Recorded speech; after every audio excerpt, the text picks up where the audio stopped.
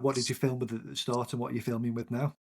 But just by chance, I've not set these up as Yeah. props. I've got a phone roll, which conveniently here, and this is the best thing ever, right? It clips onto my desk, and then I can move it around a lot. If you watch my videos, they're really dynamic, and there's always something moving within the video, and I'll spend a lot of time, or Alex spends a lot of time cutting through each clip to make sure that even if it's just a screw being moved, like my hand moving across the screen, there's always got to be movement going on in the video. Otherwise, that's when people click away. If it's still and boring, people move off.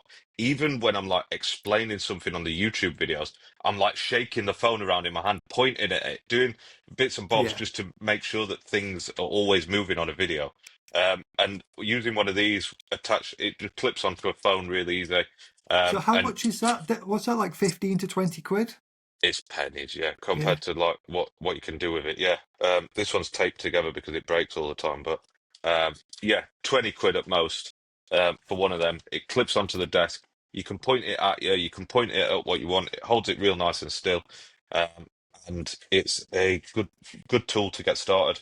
And I just record on a phone. We talked about buying like expensive cameras and stuff, but because we sometimes use multiple cameras, it's much easier just to get the latest iPhone, cheaper, and obviously it's multi-purpose. Oh yeah, another prop here.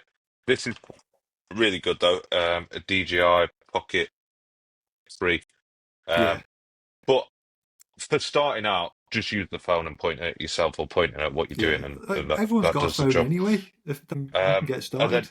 software-wise, CapCut's dead good now, but when I started, they weren't CapCut, or they might have been. It was just not very popular. I was using this really, really bad video editing app. It's really good at recording screen recording, but it's the only one what I knew, and I had a license to. But we use either. I quite like CapCut for desktop. Alex is a big fan of Premiere Pro, so we So use. expensive though. It is expensive. It is expensive. But it does the job really well, and it's subsidized by the revenues that we generate, so it's one of those expenses that's worth it.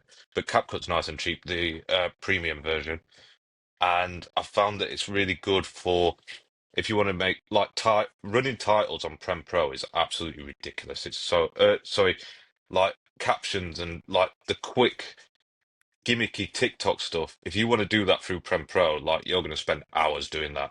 Yeah. Whereas in CapCut, it's made around creating that sort of content, so it's dead